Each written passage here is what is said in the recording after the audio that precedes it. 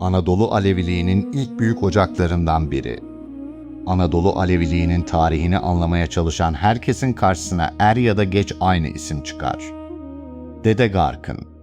Bugün birçok Alevi topluluğu onu yalnızca bir inanç önderi olarak değil, aynı zamanda en eski ocak geleneklerinden birinin kurucusu olarak kabul etmektedir.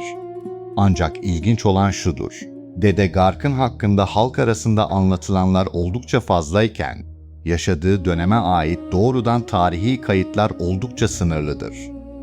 Bu nedenle onun hayatını anlamak için farklı dönemlere ait belgeleri, vakıf kayıtlarını, şecereleri ve sözlü geleneği birlikte değerlendirmek gerekir. Bu durum aslında yalnızca Dede Garkın'a özgü değildir. 13. yüzyılda Anadolu'da yaşayan pek çok derviş hakkında da benzer bir tabloyla karşılaşılır. Yazılı kaynakların azlığı nedeniyle bu isimlerin hayatı farklı belge parçalarının bir araya getirilmesiyle yeniden oluşturulmaktadır. İşte Dede Garkın da bu tarihi şahsiyetlerden biridir. Dede Garkın'ın yaşadığı kabul edilen dönem ise Anadolu tarihinin en hareketli yıllarına rastlar. Büyük Türkmen göçleri devam ediyor. Yeni köyler kuruluyor. Anadolu Selçuklu Devleti farklı bölgelerde hakimiyet kurmaya çalışıyor. Doğudan gelen siyasi baskılarsa yeni göç dalgalarını hızlandırıyordu. Bu hareketlilik yalnızca nüfusu değiştirmedi, Anadolu'nun inanç haritasını da yeniden şekillendirdi. Göç eden topluluklar beraberlerinde yalnızca hayvan sürülerini ve ailelerini getirmediler. Kendi dillerini, kendi geleneklerini ve en önemlisi kendi inanç önderlerini de getirdiler.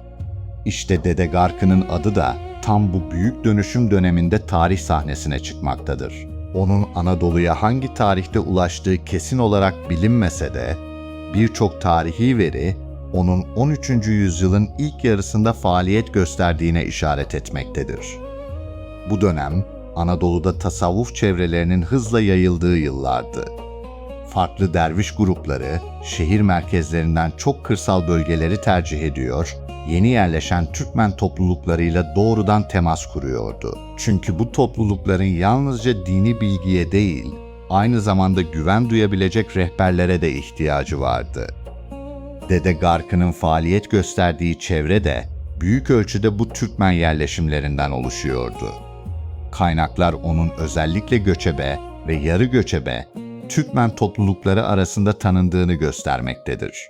Bu ayrıntı oldukça önemlidir. Çünkü o dönemde Anadolu'nun şehirlerinde medreseler bulunurken, kırsal bölgelerde yaşayan Türkmenler kendi dini ve sosyal hayatlarını daha çok dervişler aracılığıyla şekillendiriyordu. Bu durum, Dede Garkın gibi isimlerin neden kısa sürede geniş bir çevrede tanındığını da açıklamaktadır. Dede Garkın zaviyesinin tam olarak hangi tarihte kurulduğu bilinmemektedir. Ancak günümüze ulaşan tarihi kayıtlar, bu zaviyenin Güneydoğu Anadolu'da, bugünkü Mardin ilinin Kızıltepe ilçesine bağlı Dedeköy çevresinde faaliyet gösterdiğini göstermektedir. Orta Çağ Anadolu'sunda bir zaviye, yalnızca ibadet edilen bir mekan değildi. Uzun yolculuk yapan dervişlerin konakladığı, yoksulların yemek bulduğu, yolcuların dinlendiği ve farklı Türkmen topluluklarının bir araya geldiği sosyal merkezlerdi. Bu nedenle zaviyeler, dönemin en önemli kurumları arasında yer alıyordu. Dede Garkın zaviyesi de zamanla bu merkezlerden biri haline geldi. Buraya yalnızca aynı aşiretten insanlar gelmiyordu. Farklı bölgelerden gelen Türkmen toplulukları da bu merkezde buluşuyor, dini sohbetlere katılıyor ve ortak bir yol anlayışı etrafında birleşiyordu. Bu durum, zaviyenin etkisini bulunduğu bölgenin dışına taşımaya başladı. Anadolu'nun farklı noktalarına göç eden aileler, burada öğrendikleri erkanı gittikleri yeni yerleşim yerlerine de götürdüler. Böylece Dede Garkın'ın etkisi yalnızca tek bir merkezde kalmadı. Yeni köylerle birlikte yeni bağlantılar oluştu. Zamanla bu bağlantılar, birbirinden kilometrelerce uzakta yaşayan topluluklar arasında ortak bir gelenek meydana getirdi. Bu gelişmenin en önemli sonucu ise, Dede Garkın'ın adının yalnızca bir kişi olarak değil, bir silsilenin başlangıcı olarak anılmaya başlamasıydı. Artık söz konusu olan yalnızca bir derviş değildi.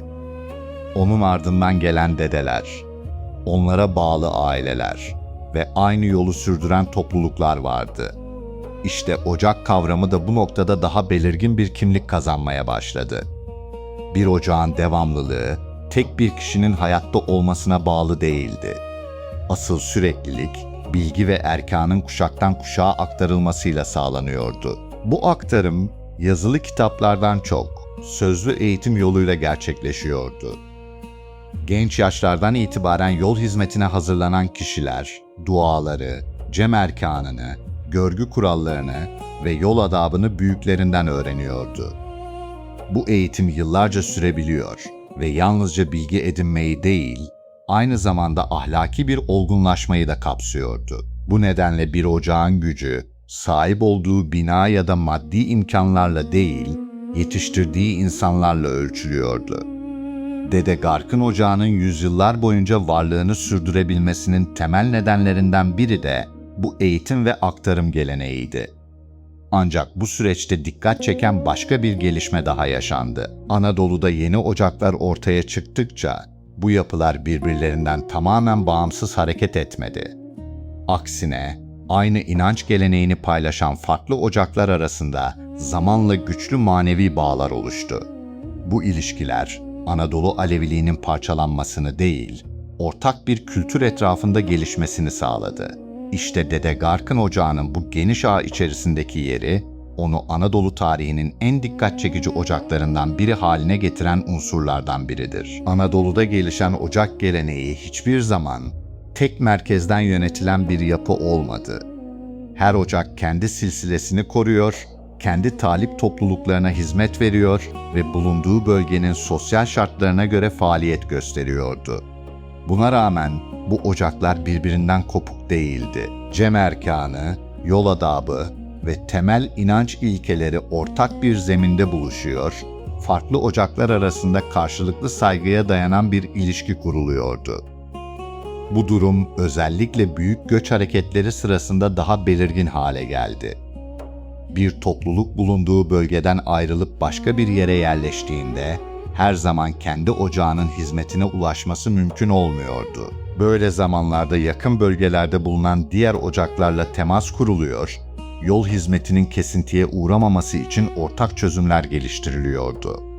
Bu uygulama, Anadolu Aleviliğinin farklı coğrafyalarda dağılmadan varlığını sürdürebilmesinde önemli rol oynadı. Dede Gark'ın ocağı da bu geniş ağın önemli halkalarından biri olarak kabul edildi. Özellikle Güneydoğu Anadolu'dan Orta Anadolu'ya uzanan göç yolları üzerinde bulunan topluluklarla kurduğu bağlar sayesinde etkisi uzun yıllar devam etti. Bazı aileler yeni yerleşim bölgelerine taşınırken, bağlı oldukları ocağın adını da beraberlerinde götürdüler.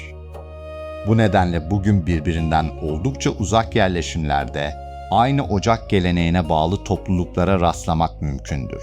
Ancak tarih boyunca her şey aynı şekilde devam etmedi. Anadolu'da siyasi dengeler değiştikçe ocakların faaliyet gösterdiği ortam da değişmeye başladı. Özellikle Osmanlı Devleti'nin idari yapısını güçlendirdiği dönemlerde kırsal bölgelerde faaliyet gösteren zaviye ve dergahlar kayıt altına alınmaya başlandı. Vergi düzenlemeleri, vakıf kayıtları, nüfus tespitleri ve arazi düzenlemeleri sırasında birçok zaviye resmi belgelere geçti. Dede Gark'ın zaviyesi de bu süreçte adı kayıtlara giren merkezlerden biri oldu. Bu belgeler sayesinde yalnızca zaviyenin varlığını değil, bulunduğu çevrede ekonomik ve sosyal bir merkez olarak da faaliyet gösterdiğini anlayabiliyoruz. Zaviyeye ait araziler, gelir kaynakları ve hizmetlerin devamını sağlayan vakıf düzeni, bu kurumların yalnızca dini değil, aynı zamanda toplumsal bir işleve sahip olduğunu göstermektedir. Bu kayıtlar, sözlü gelenekte anlatılan birçok bilginin tarihi zeminde izlenebilmesine de imkan sağlamaktadır. Fakat Dede Gark'ın mirasını yalnızca arşiv belgelerinde aramak yeterli değildir. Asıl dikkat çekici olan, aradan geçen yaklaşık 8 asra rağmen onun adının hala cemlerde, nefeslerde, şecerelerde ve aile hafızalarında yaşamaya devam etmesidir.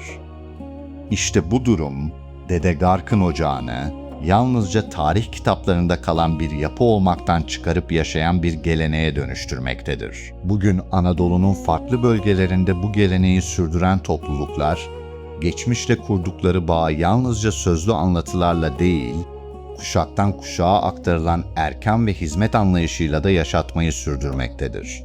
Belki de Dede Gark'ın ardında bıraktığı en büyük miras, tek bir yapının ya da tek bir dönemin değil, yüzyıllar boyunca kesintisiz devam eden bu ortak hafızanın kendisidir.